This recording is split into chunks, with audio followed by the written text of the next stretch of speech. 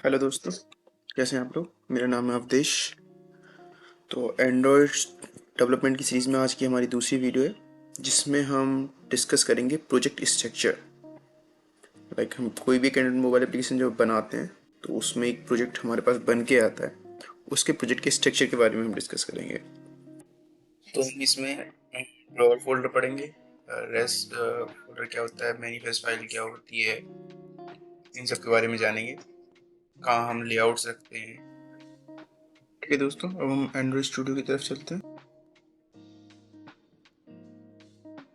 तो ये Android studio है और एंड्रॉयड स्टूडियो के अंदर हम आ गए। यहाँ से प्रोजेक्ट में से सेलेक्ट कर लेंगे। ये हमारा प्रोजेक्ट था जो हमने एप्लीकेशन नाम बनाया था और ये हमारी लोकेशन थी। ठीक है, इसके आगे की चीज़ें डिस्कस करते हैं, ये बहुत इंपॉर्टेंट थिंग होती है।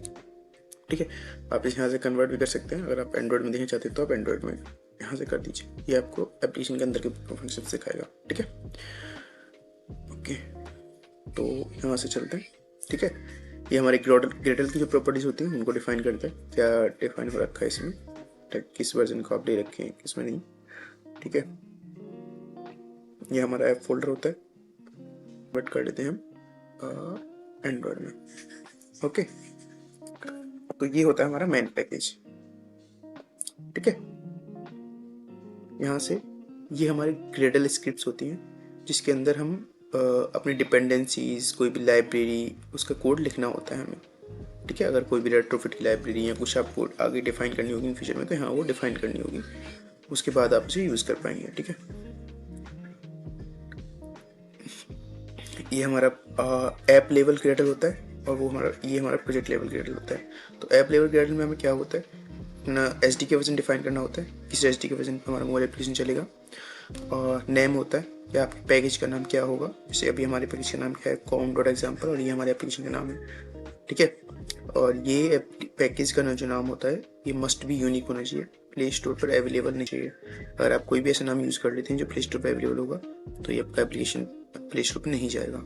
ठीक है, डिफ़ॉल्ट कॉन्फ़िगरेशंस होती हैं, इसमें एप्लीकेशन आईडी होती है जो कि हमारे सेम पैकेज नेम होते हैं, मिनिमम एच डी के वर्जन, किस लेवल तक हमारा एप्लीकेशन चलेगा, टारगेट एच डी का वर्जन, किस एप्लीकेशन को हम किस वर्जन को टारगेट कर रहे हैं।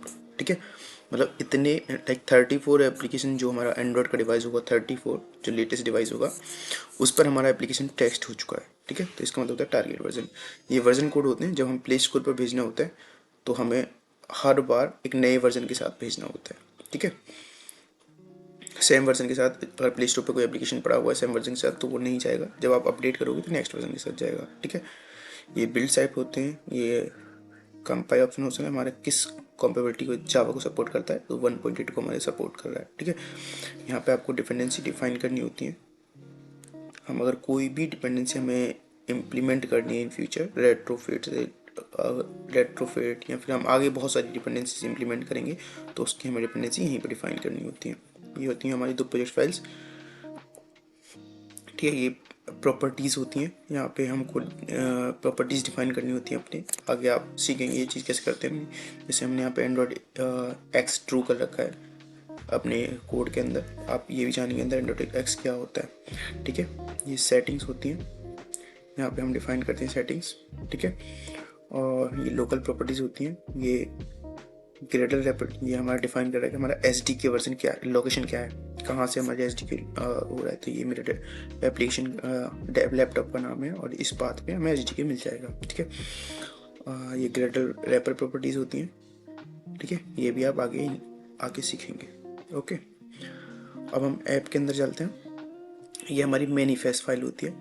मैनिफेस्ट फाइल वो फाइल होती है जिसके अंदर एप्लीकेशन का सारा प्रोजेक्ट स्ट्रक्चर होता है। लाइक यहाँ से ही सब, अगर कोई भी एक्टिविटी आप बनाएंगे या कुछ भी बनाएंगे तो यहीं पर पहले उसे डिफाइन करना होगा, उसके बाद ही अंदर आप जा पाएंगे। ठीक है, जैसे कि अगर आपको आइकन लगाना है तो यहाँ पे आपको आइकन सेट करना होगा, एप्लीकेशन का नाम देना है तो लेबल के अंदर एप्लीकेशन का नाम होता है। ठीक है, अगर राउंड आइकन लगाना है, ठीक है, ये थीम डिफाइन करनी है, टारगेट एपीआई लेवल करना है, किसको टारगेट कर रहे हैं। कोई भी आप एक्टिविटी बनाओगे इन फ्यूचर तो उस तरीके से आपको एक्टिविटी कोड लिखना होगा। ठीक है, ये होता है इंटेंट फिल्टर। इंटेंट फिल्टर हम उस एक्टिविटी पे यूज़ करते हैं जो हमारी पहली एक्टिविटी किसी यूज़र को दिखती है। जैसे हमारा मोबाइल एप्लीकेशन पे आप आइकन पे क्लिक करोगे, उसके बाद जो एक्टिविटी दिखाई देगी वो ये होगी।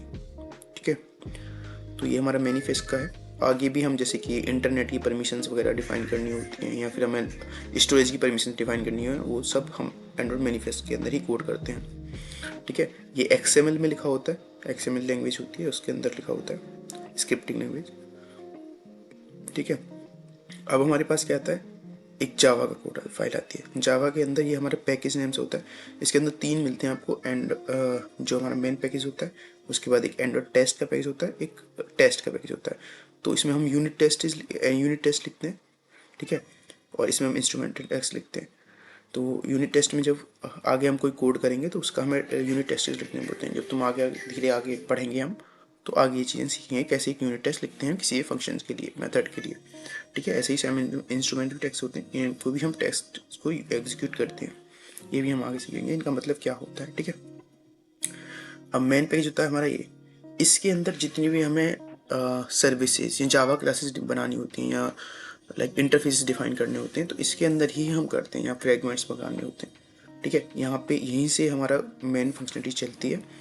और जैसे कि आप जानते होंगे, ठीक है, किसी भी स्क्रीन को बनाने के लिए उसके 2 स्क्रीन्स होती हैं। ठीक है, एक होती है उसकी लेआउट स्क्रीन जिसपे उसकी डिज़ाइन की जाती है, एक होती है जावा स्क्रीन, या फिर कोटिन में भी हम यूज़ करते हैं, बट अभी हम जावा को लेकर चल रहे हैं। तो जैसे कि एक्टिविटी डॉट मैन, तो ये होती है XML फाइल। ठीक है, XML जिसमें हम UI बनाते हैं, और इस UI पर अगर हमें कोई ऑपरेशन परफॉर्म करना है तो वो हम एक्टिविटी फाइल में परफॉर्म कराते हैं, जावा फाइल में। ठीक है, और बाकी आगे जानेंगे इन चीज़ों को। ठीक है, तो अभी तक के लिए जावा में इतना ही। आगे आता है रेस फोल्डर। रेस फोल्डर क्या होता है, रेस फोल्डर में हमारी जो भी एप्लीकेशन से रिलेटेड डाटा होता है, जैसे कि एक होता है इसके अंदर ड्रॉएबल फोल्डर। ड्रॉएबल फोल्डर में हम क्या करते हैं, जो भी इमेजेस हम यूज़ करते हैं या फिर जो भी हम बैकग्राउंड थीम्स बनाते हैं, उसका जो डेफिनेट वो होता है। ठीक है, लाइक जैसे हमने इमेज बनाई, इमेज फाइल हम इसके अंदर रखेंगे।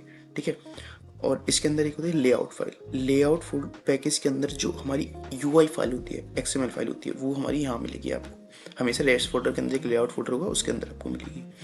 ठीक है, आप किसी भी एक्टिविटी अगर बनाओगे तो उसकी ऑटोमेटिक जावा फाइल यहाँ जाएगी, जावा के अंदर, इस पैकेज के अंदर, और लेआउट फाइल यहाँ जाएगी लैम्प। मिप में एक फोल्डर होता है जिसमें हम आइकन्स, जैसे अपने एप्लीकेशन जो आइकन होते हैं उसको यहाँ पे अपन क्रिएट करते हैं।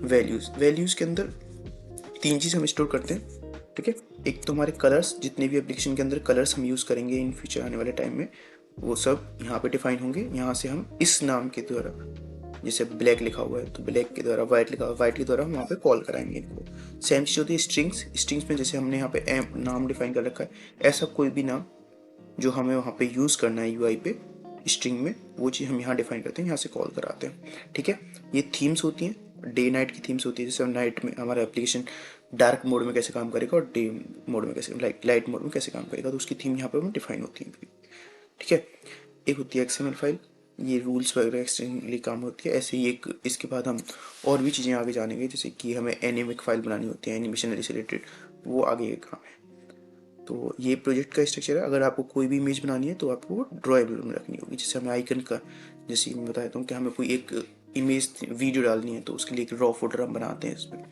ये सब चीज़ आगे आप जानोगे। ठीक है, तो अभी प्रोजेक्ट स्ट्रक्चर में सिर्फ इतना ही, होप आप जान गए होंगे। और जैसे कि मैं बता देता हूँ, वर्जन कंट्रोल ये होता है कि वर्जन कंट्रोल, अगर आप कोई रिपोजिटरी लाइक गिट वगैरह से, आप गिटहब से कोई कोडिंग कॉल कराना चाहते हो तो आप यहाँ से कॉल कराएंगे। अगर एप्लीकेशन को आपको रन करना है तो आप इस पर क्लिक करेंगे। डिबग लगाना है तो आप इस पर क्लिक करेंगे। डिबग कैसे लगाते हैं ये हम आगे जानेंगे। ठीक है, जैसे मैं अभी इस पर क्लिक कर देता हूँ रन पे, तो ये एक इमुलेटर बना के मुझे दे देगा और मेरे एप्लीकेशन को रन कर देगा यहाँ पे। ठीक है, जब तक ये रन हो रहा है और कुछ हम देख लेते हैं। मैन एक्टिविटी, ये मैन एक्टिविटी का ऑन के मेथड होता है। जैसे ये भी हम आगे जानेंगे कि एक्टिविटी लाइफ साइकिल के अंदर क्या होते हैं मेथड्स वगैरह। ठीक है, ये यहाँ से हमारे एप्लीकेशंस होते हैं। अगर आपको कोई न्यू प्रोजेक्ट क्लिक करना है या फिर कोई पुराना प्रोजेक्ट कॉल करना है, जैसे मेरे में 2 दिख रहे हैं यहाँ पे, ठीक है, तो आप यहाँ से कॉल करा सकते हैं। गिट वर्जन कंट्रोल वही सेम चीज़ रहती है कि आप गिट से क्लिक करना चाहते हैं तो। ठीक है, अभी मेरा डिवाइस ऑफ है, ऑफलाइन पे, इस डिवाइस पे ये लॉन्च होगा। ठीक है। यहाँ पे सारी डिवाइसेस की लिस्ट आती है। आप जितने भी डिवाइसेस आपने इस एंड्रॉइड स्टूडियो से कनेक्टेड कर रखे होंगे वो यहाँ दिखने लग जाएंगे। आप चूज़ कर सकते हो किस डिवाइस में आपको रन करना है। रियल डिवाइस में भी हम रन करना आगे सीखेंगे, कैसे रन करते हैं। हमारी वीडियोस पसंद आ रही हैं तो प्लीज़ हमारे चैनल को सब्सक्राइब करें, वीडियो को लाइक करें और अपने दोस्तों के साथ शेयर करें, ताकि वो भी एक सिंपली हिंदी भाषा में सीख सकें। ठीक है, आज की वीडियो में इतना ही। मिलते हैं नेक्स्ट वीडियो में, तब तक के लिए कीप लर्निंग। Thank you.